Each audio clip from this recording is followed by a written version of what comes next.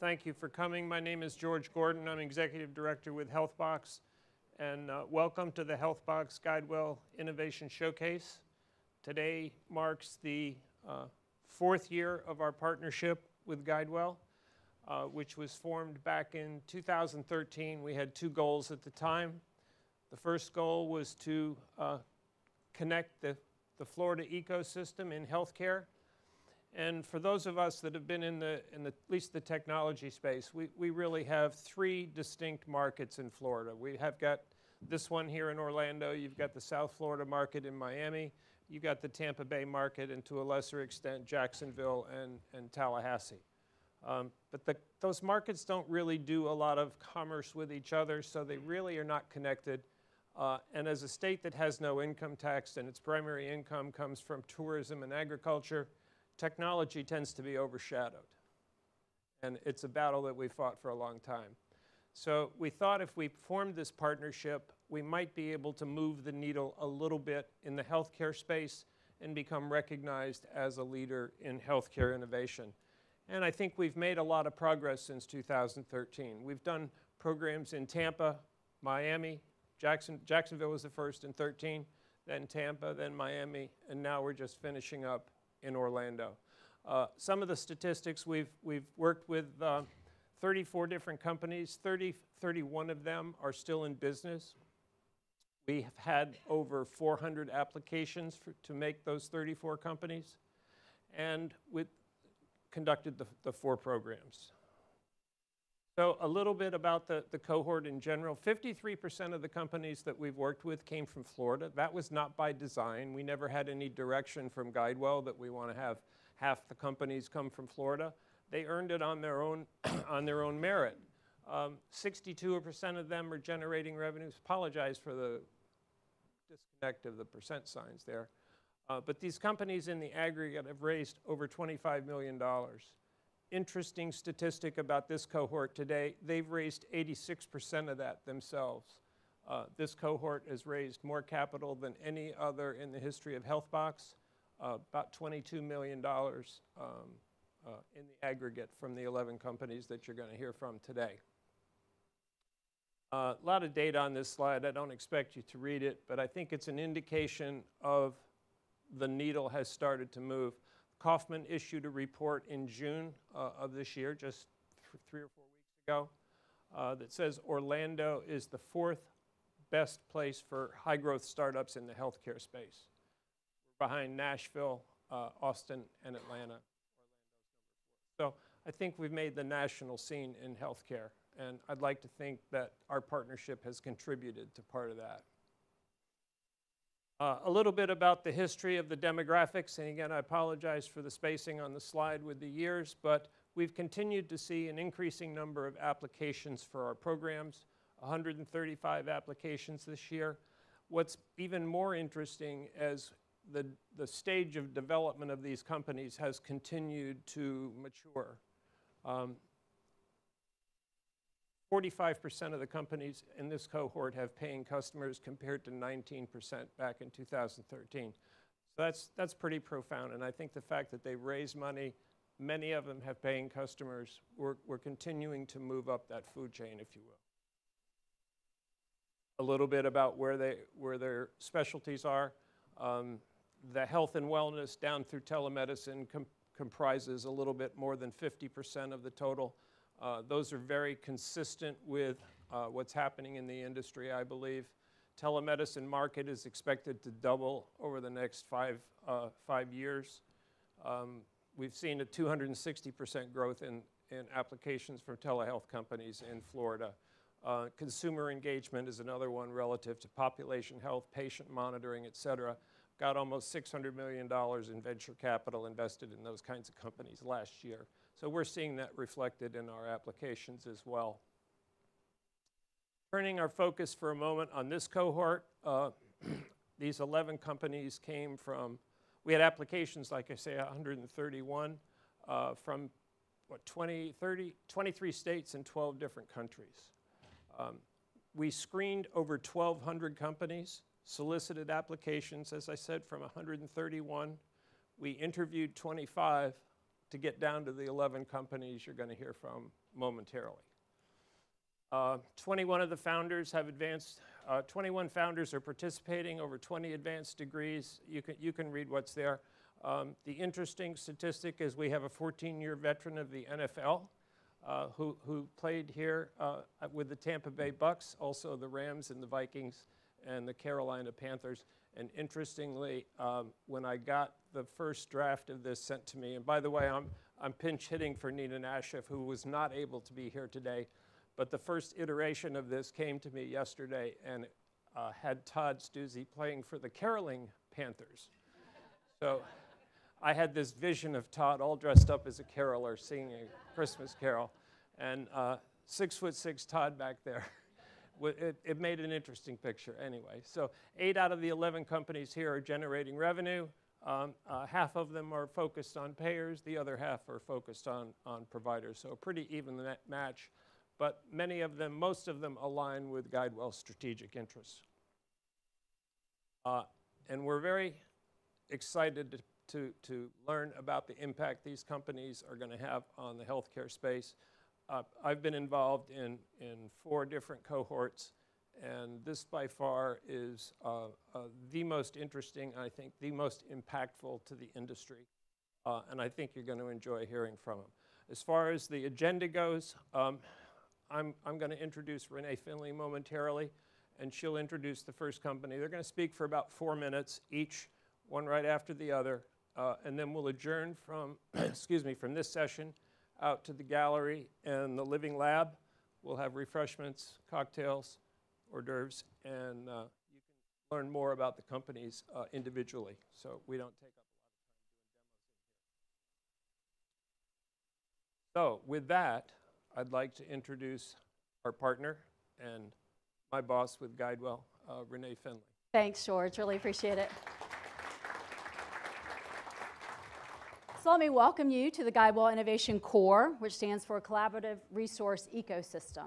And we use that term because it's not about GuideWell, it's about all of us coming together as one industry looking to change and transform healthcare. So we're excited that you're here with us on this journey. I know we've got people from Tampa, Miami, I think Chicago, New York. So the journeys have been long and far, California, New Jersey, so really do appreciate each of you joining us. Jacksonville, not lose my Jacksonville friends. As well, we're also live streaming the session today because we want to be able to have not only a reach here locally against Florida, but nationally. And so we've got partners all across the country that are tuning in today to listen to these pitches, and we're really excited to be able to do this live stream. So let me spend just a minute talking about who is GuideWell. Not everybody knows GuideWell. We're a pretty new brand in the marketplace, fairly new, a couple years. GuideWell started out as the old Florida, not the old Florida Blue, Florida Blue, as the traditional largest payer in Florida. Through Florida Blue, we service almost 4 million members all across the state with our health insurance products. So when you see health insurance on this map, that is Florida Blue or the Blue Cross Blue Shield plan hair servicing across the state. In addition to that, we have a company that's now called GuideWell Source that represents Diversified Service Options, Novitas, and First Coast that is the largest MAC processor for CMS. So they're processing about $100 billion in Medicare claims. So they are a large force in terms of the efficiency and the operation behind healthcare transactions. The third is GuideWell Connect. And GuideWell Connect is a marketing and retail health services company, mostly focused on B2B services right now to mainly other blues, but we also serve the greens, which are people who aren't blue, right? So they are other prospective prospects. But with those services, mostly it's retail marketing and sales services. We are expanding that channel now and leveraging that reach to be able to bring health and wellness services and offer those nationally to our other blue partners. So we're excited. We've just signed our first reseller agreement, actually with YoFi, which you'll see on one of our later slides, which came out of one of our earlier HealthBox programs. So lots of interesting things happening there. The last company is GuideWell Health. And so not many people know that GuideWell and its family of companies actually have delivery systems of care, places where individuals go day in and day out to get health care services. So they're meeting with providers either in a primary care setting, a staff model HMO, a retail health clinic, or potentially in a diagnostic clinic or an urgent care center. So we're covering that spectrum. And when you look at really this broad ecosystem that just GuideWell itself has created, right, within our own walls, you can see the reach is far in that we're moving into companies like New Directions with behavioral health, or Prime Therapeutics, which is a PBM, looking at, again, Availity, which is a healthcare transaction portal, where we're providing eligibility and benefits and automated administration efficiencies within that platform. So the reach is far. And it's important that as we're going down this journey, we want to be able to open this, this platform or this ecosystem up for all of these entrepreneurs. Okay, so why innovation? Let's get some audience participation here. Why are we here? Why are we innovating? Come on, somebody. Solve problems? What kind of problems do we have?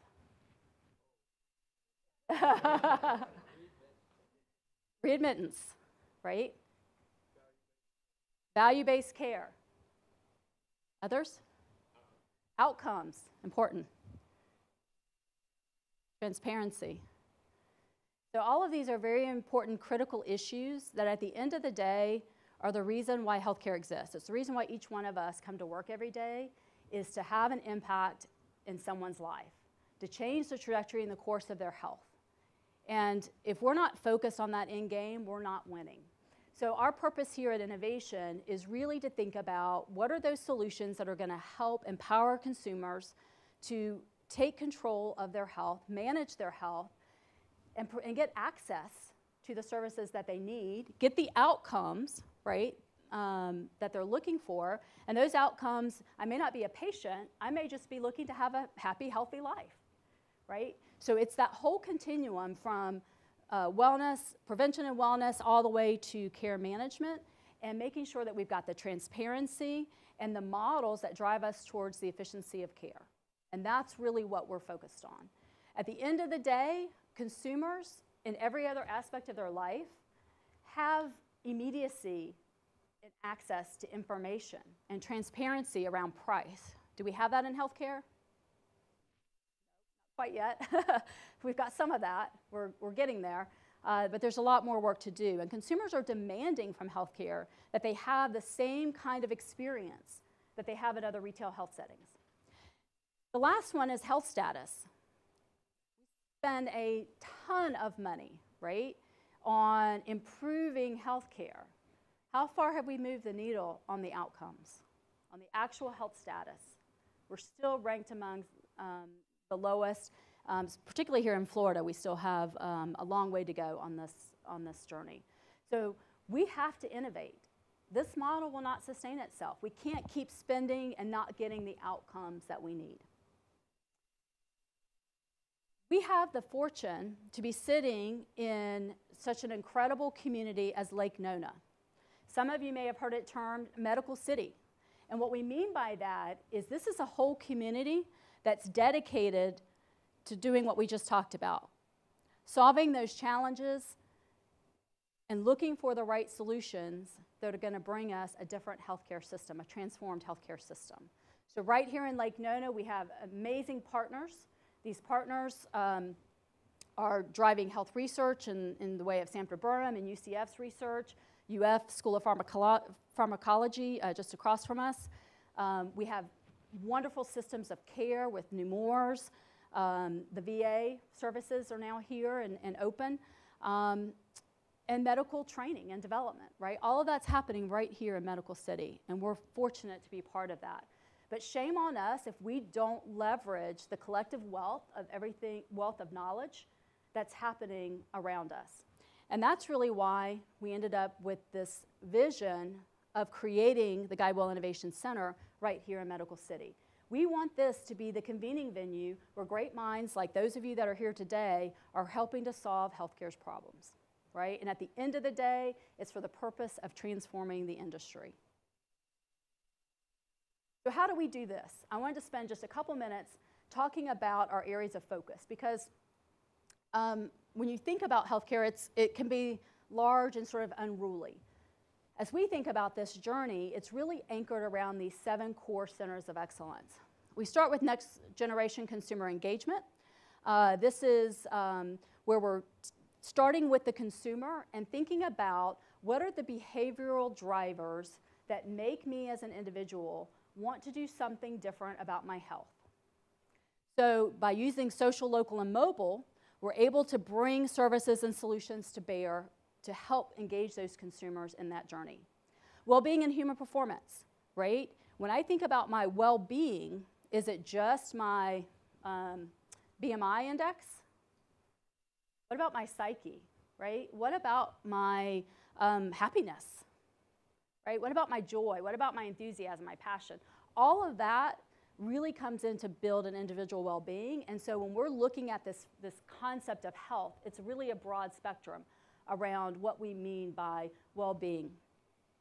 Digital and remote health, we've got, everybody's on the journey around let's get the next device, the next wearable device, but it's really beyond that. It's really about how do we get wellness without walls, right?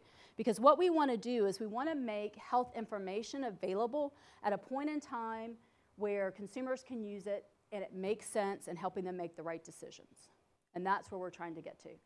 Computational health is our other category.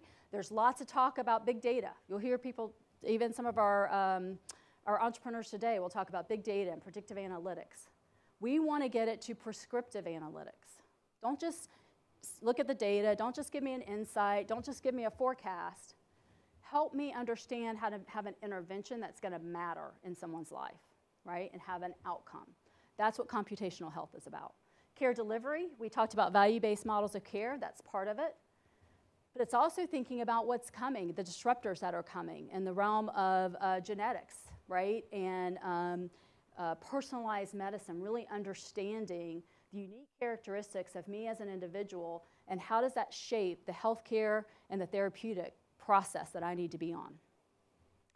So when we think about care delivery, it's both looking at those innovative models of care, but also helping to prepare the industry for a really changing marketplace around the art and science of medicine. Healthcare financing. Obvious, right? We're an insurer at our core. That's where we started. But this is beyond that, right? It's looking for new ways to finance. How are we going to finance specialty pharmacy, right? These specialty drugs that are just unaffordable and unsustainable. We have to solve that, right? These drugs are critical parts of a particular care journey or a particular therapy. But if we can't afford as a system to finance them, what do we do? And finally, policy. We cannot go to market if policy isn't supporting the innovations that we're driving. So we are driving leadership, thought leadership around each of these domains. We're bringing strategic partners to the table in these domains. And in the coming years, you'll be seeing GuideWell driving what we're calling immersion programs on each of these topics. A couple slides I want to touch on real quick. Research partners. We are doing research here in Lake Nona. We formed a nonprofit called the Lake Nona Institute with Johnson & Johnson, Cisco, and GuideWell. And through that, we've got 2 major research efforts here in Lake Nona. The WIT, which is an intelligent home we're excited about, will launch in September right here in Laureate Park. So there is a residential community that wraps around this wonderful medical city. And then through Johnson & Johnson's leadership, we're leading the LIFE project. The intelligent home is being led with Cisco and GE Appliances, HIMSS, Delos, Deus Systems, and I'm sure I'm forgetting some others. And I forget, UF and UCF are also partners there. So we are greatly appreciative of, again, this ecosystem coming together to help us change healthcare. We have a 5-stage model for innovation. What we're going to talk about today is acceleration. How do we take companies that already exist and accelerate them to the industry and find ways to get them to the next stage, which is commercialization, right? How do we drive volume and scale in their business? And that's really what the HealthBox program is all about. George has already really covered our portfolio, so I'm not going to spend time on that for the sake of time, but I do want to close on 2 last slides. What are we looking for, right? So you saw this broad-reaching company, family of companies. What is it we're looking for? Start with Florida Blue, right? Florida Blue's main business model is around risk management. It's understanding risk in a meaningful way and helping the individual, helping the provider system, helping our partners to manage that risk. And so we're looking for solutions that allow us to have effective risk management. The other piece of that is engagement. We talked about that earlier, right? We have to be able to engage an individual. It's not enough just to have information, but if we can't get them to act on that information, we're not going to be successful. So the engagement piece is a critical element there. And obviously, we're looking at things that align around identifying gaps in care. We have a large Medicare population, so STARS and HEDIS, right, are important elements to our being able to manage the population and the health outcomes of that population. Secondly, GuideWell Connect, we talked about them earlier. They're the marketing and retail services company. They're looking for solutions that we can plug and play into a platform that they can resell to employers. They're looking for solutions that are scalable, nationally scalable, that we can offer to other Blues. And then if we drop into GuideWell Health, right, this is our care delivery. So they're looking for tools and resources that allow them to manage their panel population, drive efficiency in their operations, and really drive out meaningful value-based models of care. And then finally, I wanted to leave you with the specific investment thesis for this particular portfolio. Our focus has been on really healthcare analytics as a foundation. And as we think about healthcare analytics, it's both, I talked about sort of that statistical and quantitative analysis, but wrapped around that, the use of machine learning and predictive modeling to be able to forecast, right, where there are opportunity spaces so that we can have intervention when it makes sense. And then finally, thinking about then the connection of that back to the consumer, right? Are there engagement, either platforms or protocols or mobile services that allow that consumer to engage with that analytics engine? That's really what you're going to see in the portfolio today. I'm absolutely delighted and thrilled to share this with you, and thank you again for being here. With that, I'd like to introduce Nick Lane-Smith from Bloom API. Thank you. Hi, everyone. Nick Lane-Smith from Bloom API. Our mission is to democratize access to healthcare data. We help health plans get access to the clinical data from their provider network. What does that actually mean? Who in this room has requested their medical records, their own personal medical records? That's a good number. It's kind of a pain, but imagine if you're a health plan and instead of doing it for one person, you're doing it for 1 million people and there's 10,000 doctors. It's a sizable problem. Health plans spend about $1 billion every year requesting and collecting medical records manually. And when I say manually, I mean the worst kind of manual. They're like driving out to physicians' offices in cars to sit in front of the EMR and print out the pages. I think we can do better than that. So Bloom builds digital EMR connections, one-time, easy setup, and a continuous real-time feed of clinical data from the provider's EMR to the Bloom cloud. This is an unprecedented level of access to clinical data for health plans. It will change how they do business.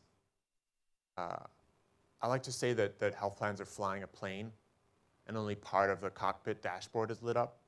So they have the claims data, they're cutting the checks, they know where the money's going, but they don't know why. And we're able to tell them why. We're able to give them the data so they can understand why they're spending money. Our technology is similar to Google's, but instead of going out and crawling websites, we go out and crawl EMRs, look for the patient record we need, and pull it back to the Bloom cloud.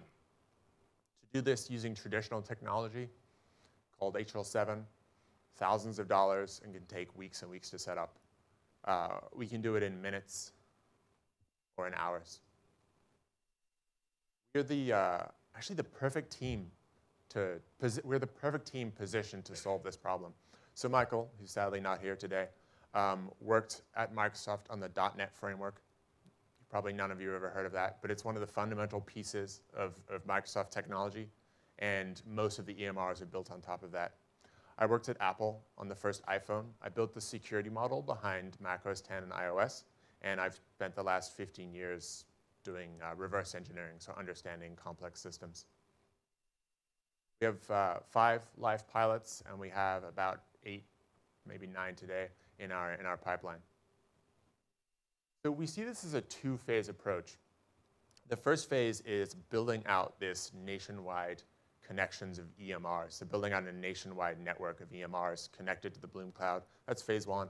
Phase 2 is offering that up as a platform for people to start building upon, whether it's vendors that want to be selling directly to the provider or vendors that want to be selling to the health plans, interesting and innovative products, or it's working with researchers, working with pharma to do longitudinal records.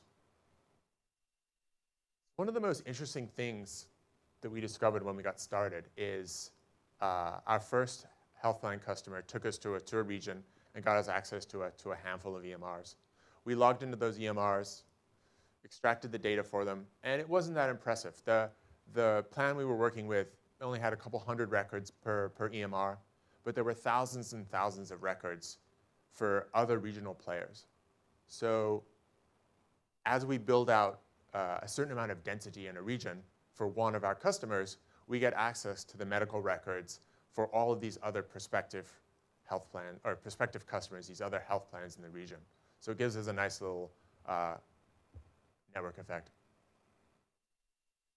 So I like to imagine that all of these EMRs scattered all over the country are nodes, part of this greater network. And we're going to build a connecting network, a network that binds all of these together, perhaps an internet of healthcare. So we're Bloom API, and our mission is to democratize access to healthcare data. Thanks, guys. Good job. Thanks, Nick. Hi, everyone. My name is Andrew. I'm the CEO and co-founder of Vasa Health, along with Adam, my co-founder over there. I'm obviously not the football player. And we're here to tell you about how we're trying to help people break the habit of Googling their symptoms. So, sorry for the slides being all stretched. So, what's happening now is Google is the new front door of healthcare. 71% of Americans Google their symptoms first before doing anything else.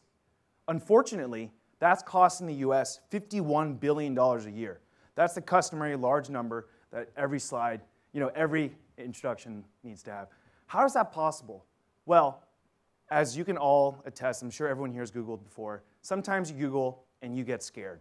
And when you get scared, you go to the doctor. 71% of ER visits are completely unnecessary and can be taken care of in lower acuity settings.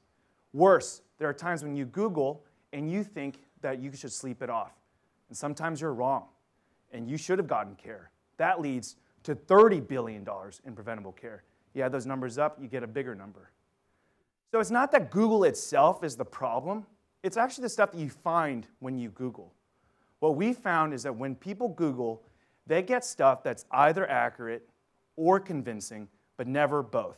The stuff that's accurate, health encyclopedias, WebMD, Mayo Clinic, really good, super generic, doesn't apply to me, right? Stuff that's convincing, forums and chat rooms, everyone gets there. It's the dark abyss. And that stuff is completely inaccurate. So this is a huge missed opportunity because when you are sick and when you're confused about your body, that's when you care about your health the most. And so as a payer and provider, they want to intervene at this moment for different reasons, of course. As a provider, you want to guide them to your services, whether it be urgent care, telemedicine, what have you. If you're a payer, your needs are deeper. Not only do you want to keep patients in network towards the providers they want you to go to, they could also intervene with preventative measures. So that's where we come in. We're Buoy. We're out of the Harvard Innovation Labs, and we're building a tool that helps you understand what to do when you're sick. Think of it as a medical sidekick. How it works. So Buoy listens to you, takes in your symptoms. We actually have scraped the internet for all of the different ways that humans might talk about their symptoms, 15,000 possible reasons. We then gather more information. We ask questions just like a doctor would in a chat format that you're seeing here.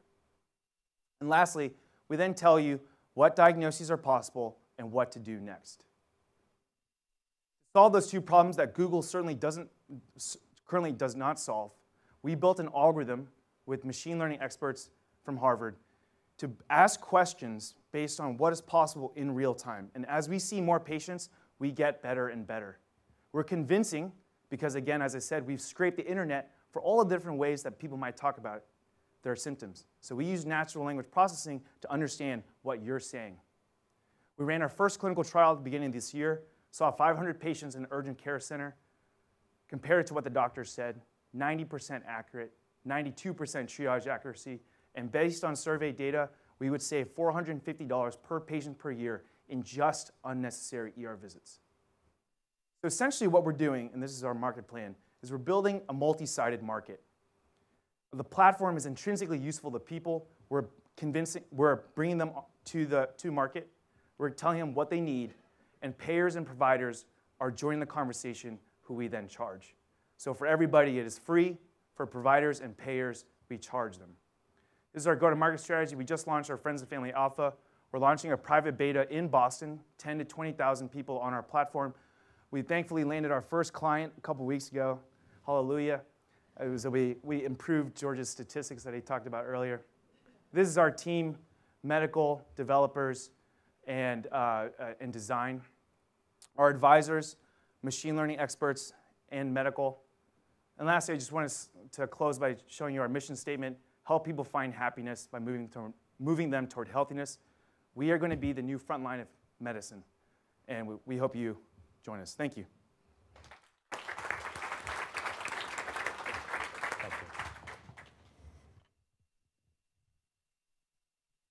Hello, everyone. I'm Satish Mova from CarePredict.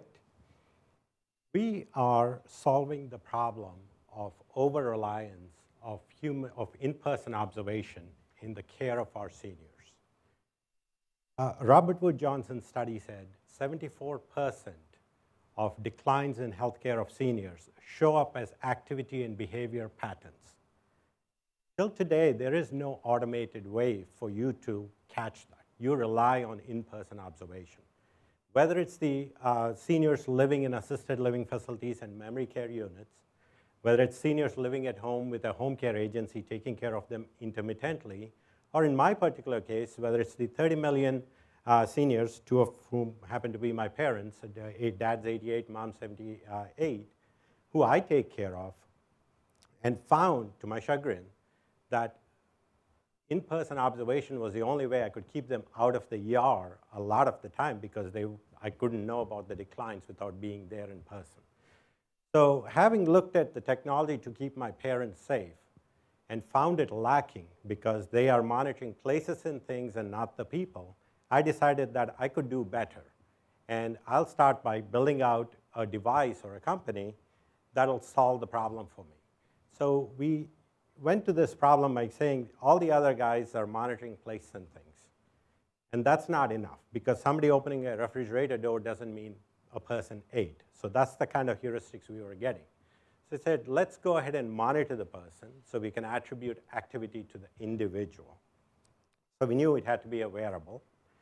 And then we know that we wanted to provide context to the data of what these people are doing in their homes. So we want to know how long are they spending in the living room in front of a TV? How often are they going to the bathroom? Are they sleeping in a lot more than they are? Are they kind of being very sedentary? Because every senior I know says they're very active to their doctor, but we all know that's not true. So we want to get really deep, detailed information about their movement patterns in the home. And thirdly, I wanted our device to give me the answers to all the questions I normally ask my mom. Mom, did you eat? When did you eat? Did you sleep well? You know, those are the kind of questions I have to ask her. Did you cook yesterday, or did you pop something in the microwave? And it kind of gets very much of a nuisance if you keep asking your parents those kind of questions, and they resent it. And I don't want to ask my mom how many times has she been to the bathroom, but I know it's an important question to know at her age because UTIs are a big problem. So I wanted our device to be able to answer all of those questions. And then we wanted to take all that data and put it into a machine learning platform with an AI backend on it so we can find the baseline of that individual. And so we know mom at 78, 2 chronic conditions, goes to the bathroom 2 times a night. That's her normal average. But if she goes more than that, then we can raise an anomaly saying that this for her is an anomaly, whereas for somebody else it might not be. So we took all of that and we built the platform out. And what that allows us to do, for example, is to detect when somebody is going into depression, for example. So signs and symptoms of depression are going to be self-neglect. So you can find out somebody hasn't brushed their hair, they haven't brushed their teeth, they haven't bathed, they're staying away from sunlight, they're staying away from lighted rooms. And you can find that about 4 days ahead of time. But more interestingly, from the healthcare perspective, you can catch, for example, UTIs. Urinary tract infections are the 3rd largest Medicare expense in this country for women 70 years plus. And the reason they are that is they are never caught in the first 8 to 12 hours when the only symptom is a change in bathroom frequency. They're always caught 4 days later when mom finally picks up the phone and calls the family and says, I need to go to the doctor because I'm passing blood. The difference between the two is if you had caught it on the first 8 to 12 hours, that's $4 in copay of antibiotics. You catch it 4 days later, that's a $50,000 hospital admission because you're doing IV-infused antibiotics and everything else. With this technology, we can also find the early indicators of cognitive impairment, such as repetition of activity, somebody brushing teeth repeatedly because they forgot they just brushed their teeth. Those are the kind of things you can predict, and those are the kind of declines you can see without having to rely on a person being there to observe. So we built out our solution. It's a wearable device, very pretty. We pulled out our backend, fully multilingual. We support most of the languages of Asia and Europe, in addition to English and Spanish. We raise all the alerts, smartphone applications, real-time tracking of a person on a map. All of that is built in. We have been in pilot since November of 2015, and primarily in assisted living and memory care facilities. All of our pipeline is inbound. That's pilots, that's commercial, all of it. And 40% of our inbound are from Europe and Asia, which is one of the reasons why we made it multilingual to begin with. I've been in healthcare technology and operations for 22 years, and I've built a world-class team that's leading this company to the next level. Much has been written about us, not only in the US media, but also global media. Wall Street Journal called us one of 3 technologies every senior should have. And we are CarePredict. We help seniors live independently, economically, and longer. Thank you.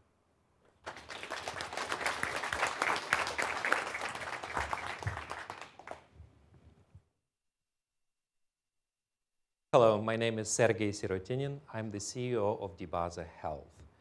We've developed and clinically validated patient onboarding platform for managing and reducing the costs of chronic conditions like diabetes. Diabetes affects 29 million Americans. It requires intensive self-care and management to avoid complications. When unmanaged, diabetes costs $100,000 or 20 times more per year due to long-term complications. And yet, less than 7% of people with diabetes are actively involved in management of their condition. Why is that? Active self-management requires knowledge, skills, and self-confidence. Traditional programs fail to reach people with diabetes. Only 1 out of 5 are actively, only 1 out of 5 who are enrolled in those programs completes them. We developed and clinically validated digital engagement and education program with a completion rate of 75%. What do we do differently? We make it personal, relevant to people's lives, and effortless. We created a personal roadmap to master self-care. In a physician's office, a patient takes a short assessment using validated questionnaires. We combine these answers with psychological, clinical, and socioeconomic data. We create a personal roadmap to build knowledge and skills for self-management. During doctor's visits, a patient receives personalized tasks and micro-tutorials to build and reinforce healthy habits. Doctor can see the progress or even send kudos to encourage the patient, and the personalized plan does not stay static. It adapts to patient's progress or digress to keep them on track. Why this matters? 1 in 10 people in the United States have diabetes. American Diabetes Association estimates that every year 2 million people are diagnosed. We are tapping into those people who are not engaged with the traditional means. How do we know that it works? We validated our solution with studies at the University of Miami and Joslin Diabetes Center. Our company is generating revenue, and we have 3,000 active users per month.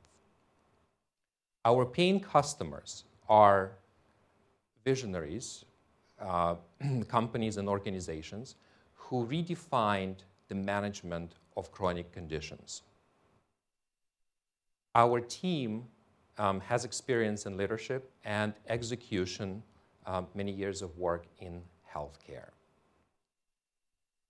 Our solution engages and our solution helps people with chronic conditions to avoid complications. It engages and empowers people to actively manage their conditions and enriches their quality of life while reducing the cost of chronic diseases. Thank you.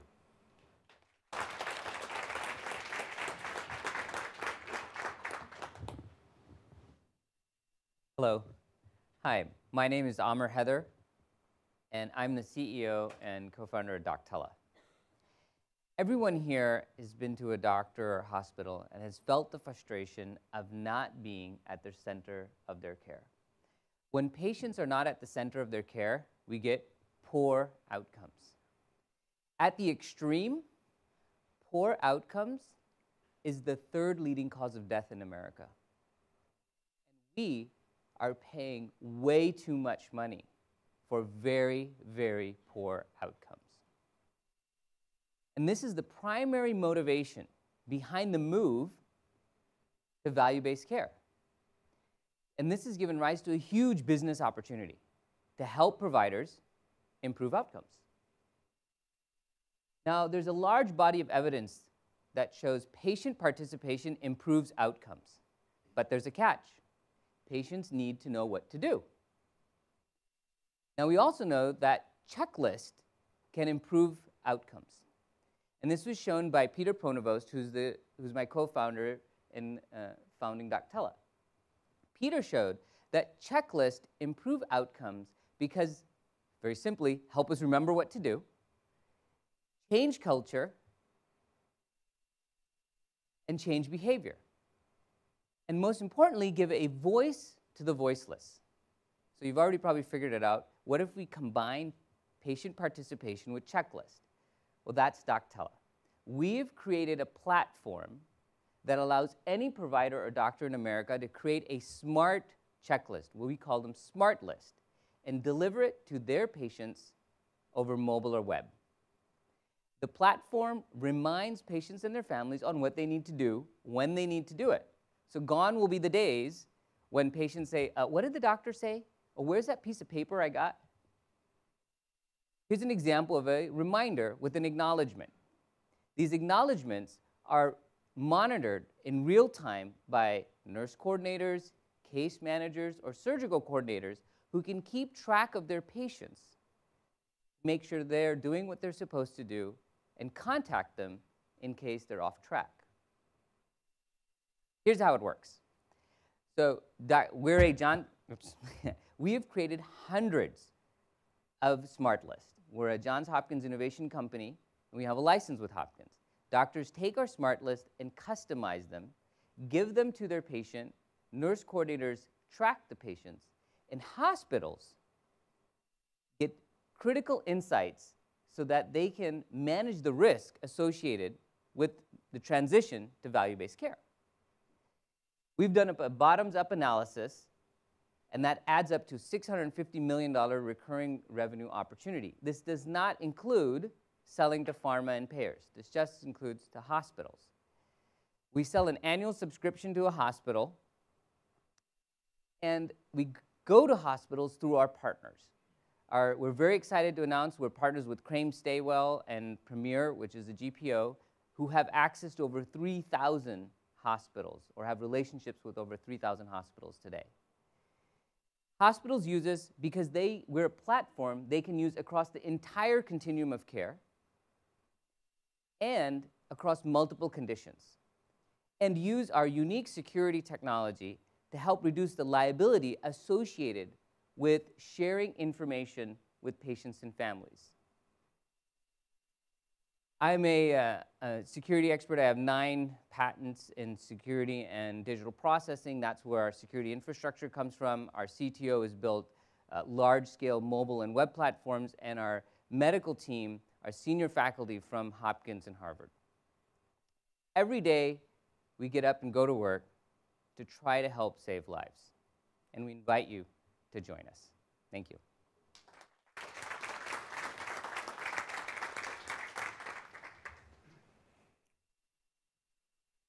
My name's Zach Holdsworth. I'm the co-founder and CEO of Hint Health, the business operating system for provider-sponsored health plans. We're seeing one of the largest economic shifts in US history as business models transition from volume to value. As risk shifts to providers, fundamental aspects of the way that they manage and deliver care are changing, and this is creating tremendous opportunities for new technology businesses. One of the first things that's changing is that payment models are shifting away from fee-for-service or claims-based models, and they're shifting to either PMPM or capitation or bundled payments or outcomes-based payments. Not only are payment models changing, but as providers shift to value or risk-based models, typically more of the administrative burden associated with managing their plans and shift from the payer to the provider. And finally, we believe that long-term claims-based data analytics and utilization will be replaced by tracking utilization data. So before Hint, the way that providers typically manage these problems are costly, manual, do not scale, and more importantly, we're simply not designed for the new world of healthcare. So what we've done at Hint Health is built a solution from the ground up, specifically designed around the problems faced by provider-sponsored health plans or value-based healthcare providers. So if you look at Maslow's hierarchy of needs from the healthcare provider's perspective, getting paid is right at the base of that triangle. So we started by building a patient enrollment and billing solution specifically designed for providers adopting PMPM or capitation-based business models. And since in value-based care, typically the first point of contact with patient data is the billing system, we have exposed our API to a number of integrated other vendors who are integrating with our core solution, and we call this Hint Connect. From this base, we've started working on elements of plan administration, and we'll soon be launching an eligibility rules engine so that providers can understand at the point of care what services patients are considered eligible for. And since in the new world of healthcare, providers will start tracking utilization data, we're going to be launching a utilization tracking solution that allows providers to understand what their P&L is down to the patient level. And finally, with this data, we will be able to derive powerful business-critical insights that allow providers, for example, to be able to understand plan-specific profitability or patient churn. In aggregate, this represents the business operating system for provider-sponsored health plans. We're now powering about 150 clinics and now recently small hospital systems. And these are just a few examples of many of our happy customers. So since we're focused on developing a new solution for a new set of problems, we've been growing very quickly. We're growing about 50% per quarter, and we're now managing about $65 million in billing per year on our platform. So our go-to-market strategy has been, initially was to focus on small clinics, direct primary care providers who are contracting on a direct PMPM basis directly with consumers. We'll soon be launching our first employer-sponsored primary care clinics. Soon after that, we'll be launching our first value-based primary care groups that are actually going at risk. And long-term, we believe we're well-positioned to power the large provider-sponsored health plans who have sort of been focused on evolving their business models. We've achieved all of this with a relatively small team. I'm an engineer by training, went to Stanford to do my MBA. My co-founder, who's actually a technical co-founder, went to Berkeley and spent time working in enterprise software. Prior to this company, we were both VPs at a healthcare company called WellnessFX, and we're joined by a passionate, experienced team. So finally, we're Hint Health. We're building the business operating system for provider-sponsored healthcare, and our mission is to power the next generation of healthcare providers that are delivering high quality and affordable healthcare to everyone. Thank you. Good job. Well, my name's Don Rosenketter. I'm the president and CEO of KinderMed. KinderMed is a company that has one and only one focus, and that's saving infants' lives. Our mission right now is focused on preterm birth. If you look around, 8 out of 10 of you have somehow been impacted directly or indirectly by preterm birth. I've lost a son, I've lost a granddaughter, and I have a brother who will never know what you and I consider to be a normal day. On a global scale, the numbers almost defy comprehension.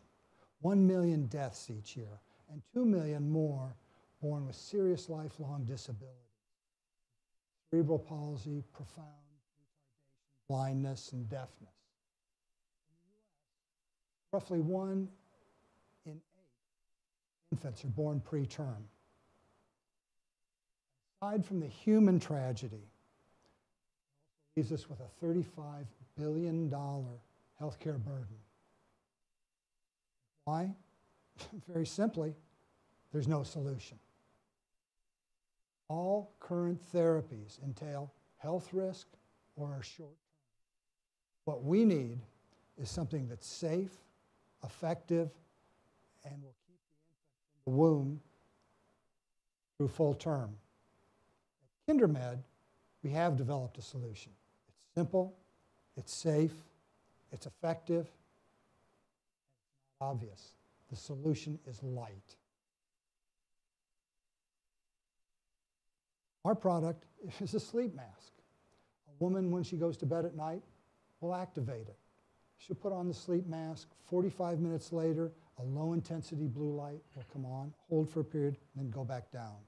That will be repeated 1 time more during the night. The low-level blue light will not wake up most women. However, it will be sufficient to prevent contractions. The science behind this goes back to our circadian clock. We know that we have a circadian clock that tells us when to wake up and when to go to bed at night. The regulator of that clock is a hormone called melatonin. We correlated melatonin directly to contractions and then discovered why that happened, why they're related, and how they're related. And that led us to our solution. We found out that through the use of light, we could lower melatonin levels and prevent contractions, or actually stop contractions in healthy pregnant women.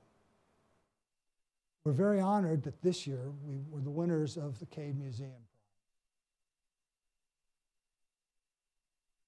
Prize. Our core team is comprised of people who have done this before. We have a breadth and depth of experience I'm very proud of. On the clinical side, we've gathered a group of world-class key opinion leaders as our guides. going to the market, our path to the market right now is through the FDA.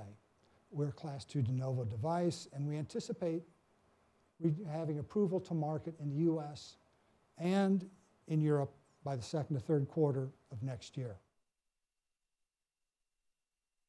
Market, what does the market look like? Each year, 33 million at-risk pregnancies.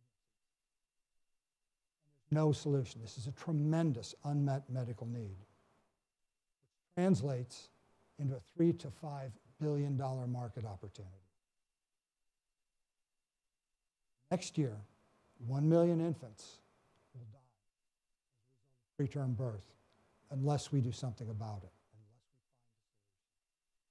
we find a solution. KinderMed, we have technology, we have the team, and we certainly have the passion.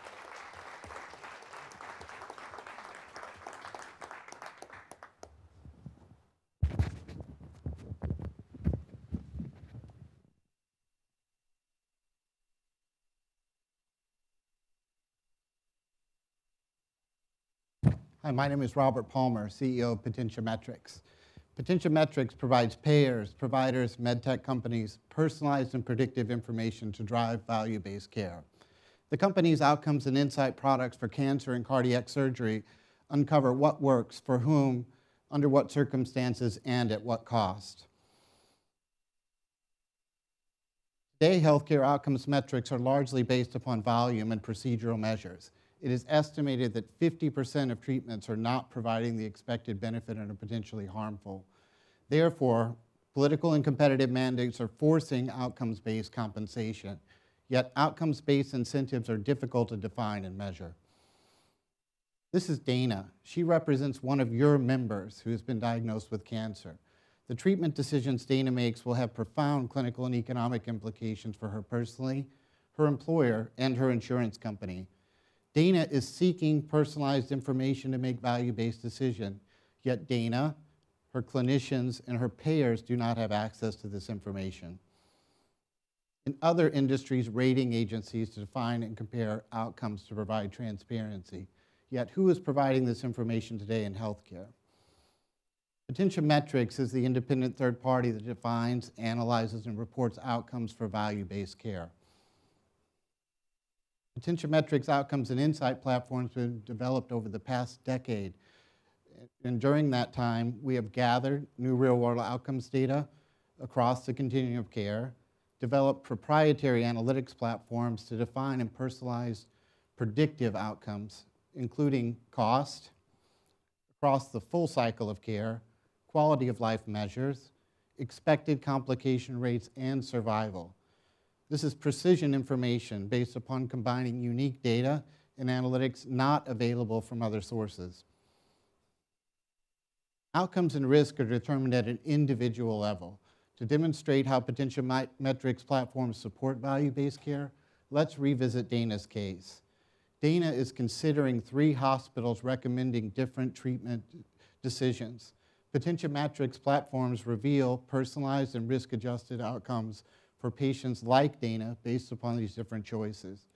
Personalized information about survival and complication rates. In this example, survival difference is as much as 7% just based upon center selection. If this was a drug, it would be a blockbuster. We define total cost based upon a full cycle of care. In this example, we've observed as much as a 15% difference in cost of care and related out-of-pocket expense. We can explore hospital satisfaction and quality of life indications as defined by cohort.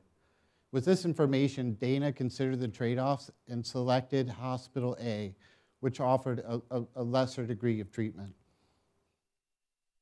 We expect that personalized treatment in cancer care could result in $18 billion in annual cost annually, and a measurable difference to patients as far as quality of life and functioning. We provide value to payers, providing personalized treatment information and risk-adjusted outcomes by center, and outcomes and insight platforms for managers to empower patient decisions. Providers use our platforms to define risk, benchmark, and improve performance. MedTech companies use our insights and outcomes and insight platforms to compare effectiveness. Potentiometrics platforms have been developed over the past decade in partnership with Washington University School of Medicine. Analytic solutions have been reviewed by experts at leading universities and published by Harvard Health Policy Review. Our team has the diverse skills and experience to revolutionize healthcare. Members of our team have made significant innovations, including Cox-Maze procedure for cardiac surgery and ACE-27 to define the importance of comorbidity. Members of our team have decades of experience in both running companies and clinical programs. Market forces demand value-based and accountable care. Defining outcomes requires new clinical and economic metrics beyond adherence. Compensation will be tied to these metrics, and therefore change will occur quickly. Potentiometrics is playing a significant role in this evolution, and we are looking for partners in our quest. Thank you.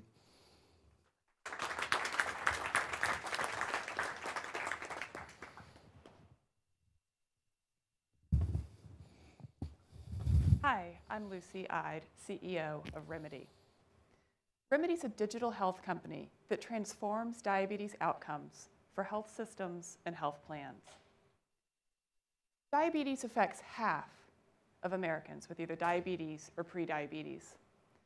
But the number we don't often talk about is that only 82% of those with diagnosed diabetes meet their treatment goals. That means blood glucose, blood pressure, and lipids in control, which has been shown to decrease the long-term morbidity and mortality of diabetes. It also decreases cost.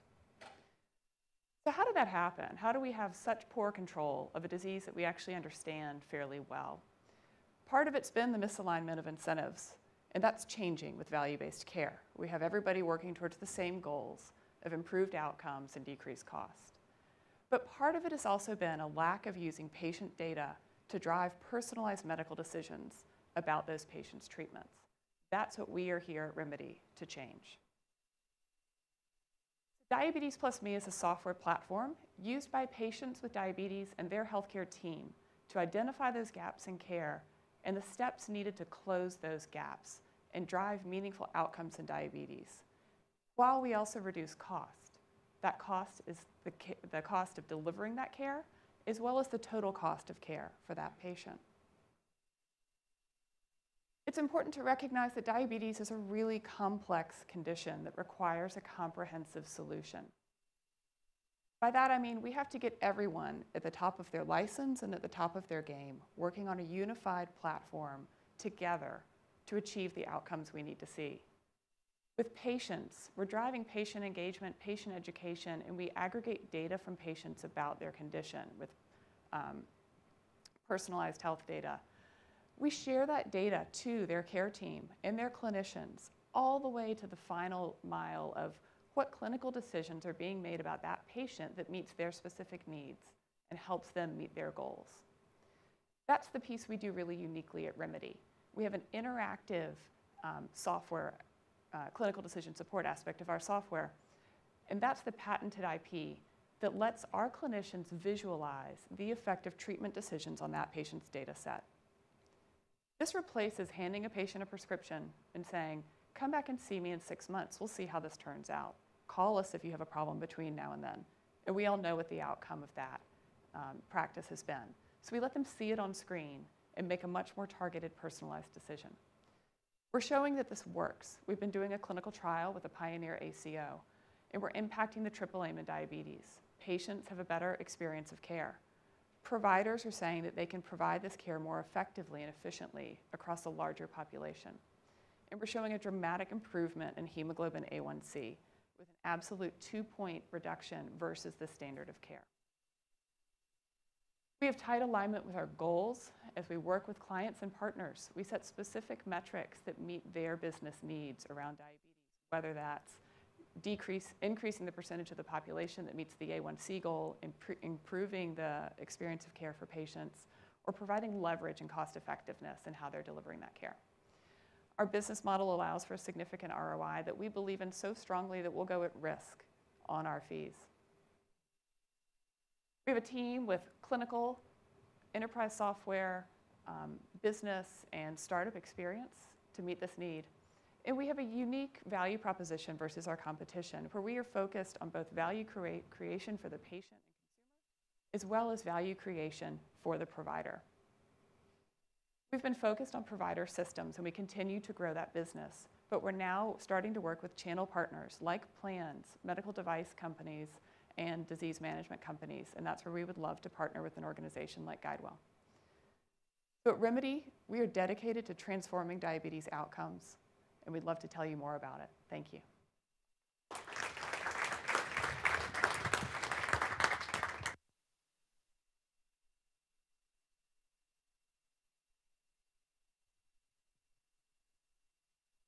Hi, my name is Piali Day, and I'm the CEO and co-founder of Sensio Systems.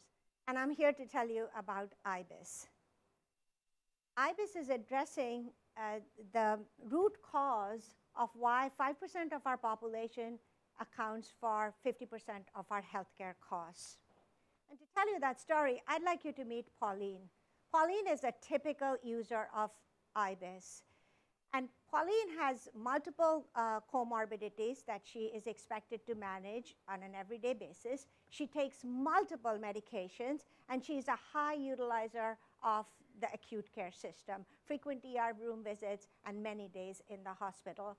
Now, what makes Pauline's care so complicated is that Pauline doesn't have just one problem. Pauline has multiple things that are wrong with her health. And she has to manage this every single day, 24/7. What Pauline really needs is an integrated care plan, and she needs 24/7 support for her self-care. And that is exactly what IBIS is doing. We built IBIS as a highly intelligent platform that is in Pauline's home. So imagine if you could put a person in Pauline's home who was constantly going to guide Pauline with everything she needs to do every minute of the day. Well, that's unaffordable. But imagine the surrogate of that person, and that surrogate is IBIS. It's artificially intelligent. It's in Pauline's homes, nudging Pauline throughout the day to do what Pauline needs to do, observing her, interpreting her behavior as well as her health, and then letting the carbon-based member of the health team to come in and help Pauline when she needs help.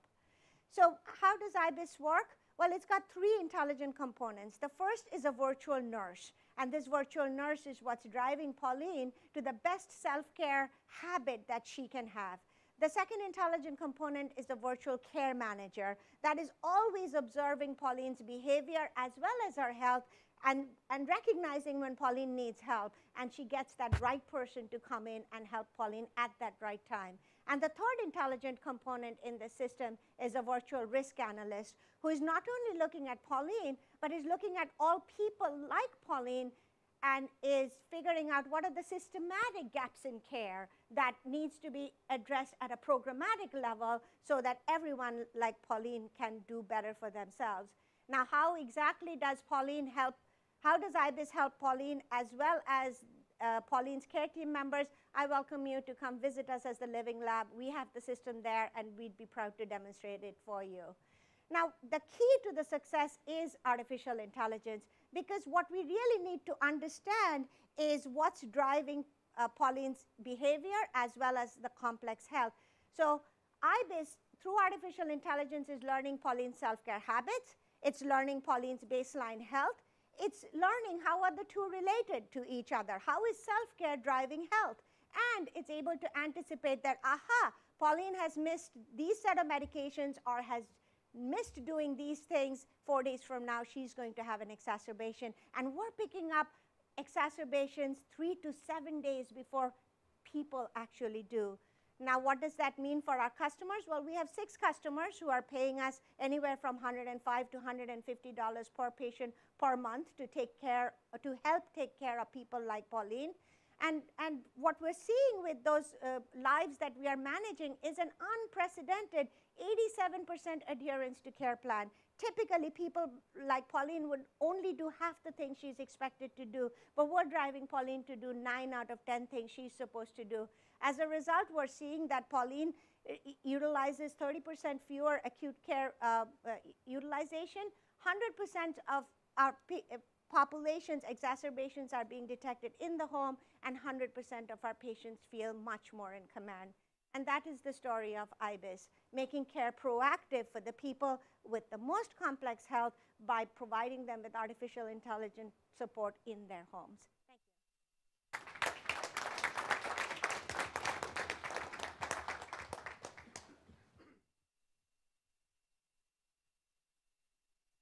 Hi, my name is Mike Huffer, and today I'm going to introduce you to a very exciting venture called SMART.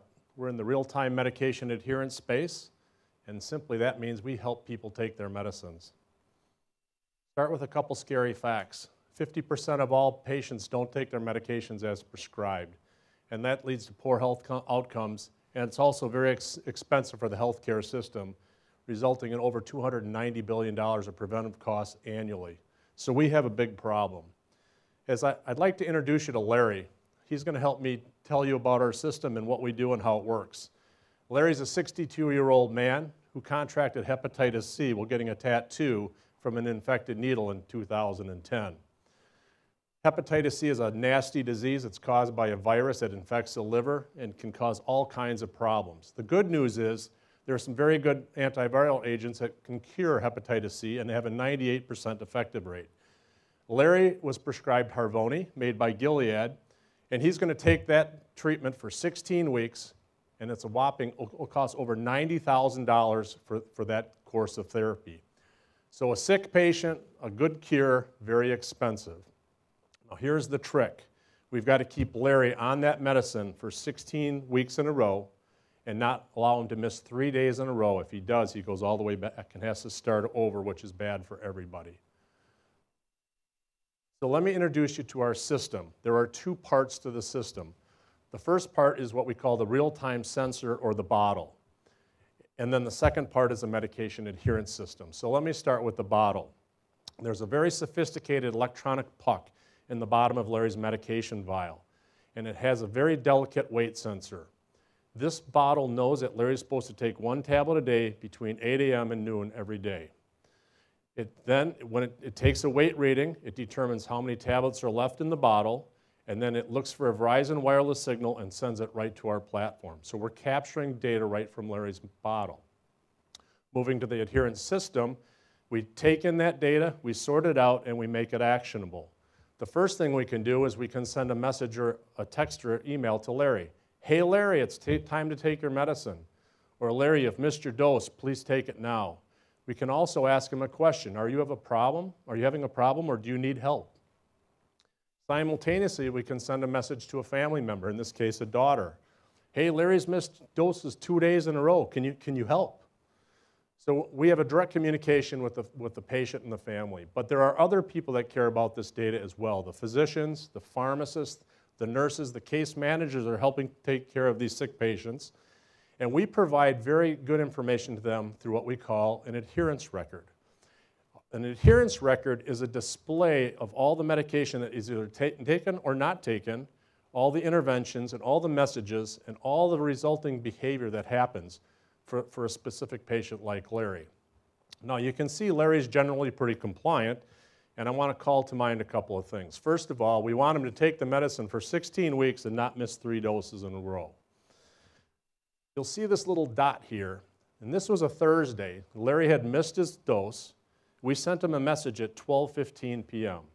A few minutes later, he took the tablet, and so the intervention occurred, and he took the tablet. We call that a conversion. It's exactly what we were hoping to do. Along he went, and I want to call you out to another dot. This was a Saturday. Larry had missed taking his message, or his dose, and we sent him a text message at 12:15. Nothing happened. We sent another text to his family member at 12:30. Nothing happened. He made it all the way through Saturday without taking his dose. That was a problem. On Sunday, the same thing happened. He missed his dose. We cranked up all the interventions. We made them more intense. We sent the text, but we had a nurse practitioner call, try to track down Larry. Come on, Larry, take your medicine. The nurse couldn't get a hold of him, and he missed dose number 2. On Monday morning, it was all hands on deck. We sent out all the messages. The nurse called him, the family member called him, and the doctor called him. Good news, he took his medication at 11:10 p.m. He got back on track and he completed his course of therapy. This was good for everybody. You can see how our system works and how important it is for Larry's health. It captures the information, it sorts it out, it helps with the interventions, and it keeps him on track. We've learned a couple of very important things in this business. First of all, our system is very, very important and very impactful. So we're working very hard to continue to build that out. The second thing the market is telling us is try to find more devices so that you can support more different types of medicines and different types of patients.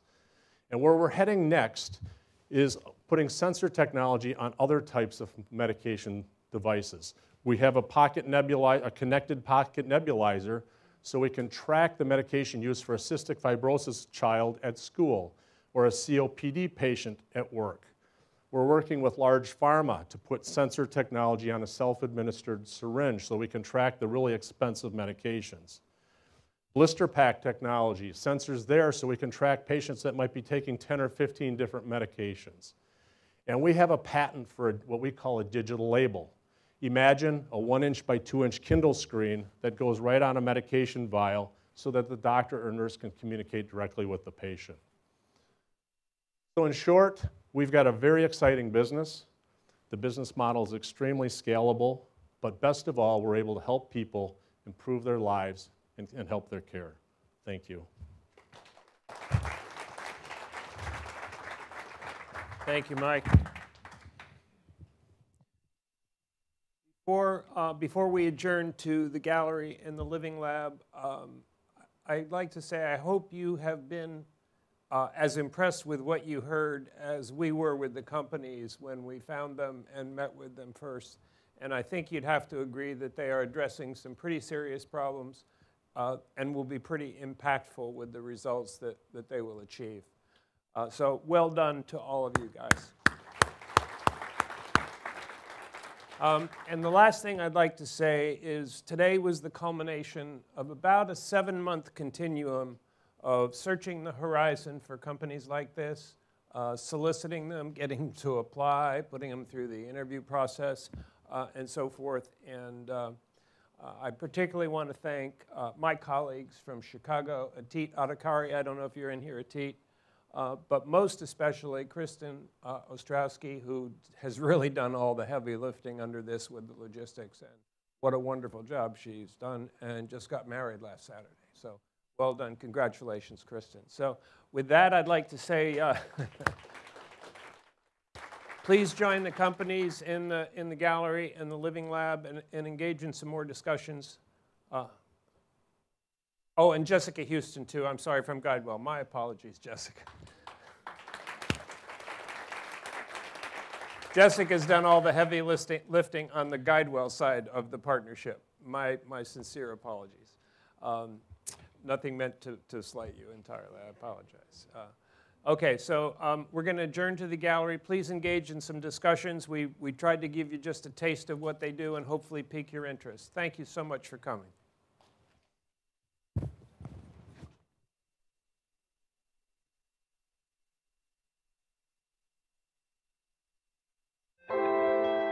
From the very beginning, our goal was to build a building that would attract explorers, pioneers who felt compelled to go places where no one has gone before. And it is truly my honor and privilege to welcome you to the GuideWell Innovation Core as we start this very first step in a journey towards reimagining the future of health. Clearly, this is going to be a model for the healthy city of the future. We have a great partner in UST Global, and so this center is the GuideWell UST Global Innovation Center. This is truly about bringing the stakeholders together. We're going to take on big questions in this center. We have been encouraging the innovators. We have been helping them launch their creative juices. We've been part of bringing that to market, and we will continue to do that. And this center is truly a manifestation of that opportunity for our company,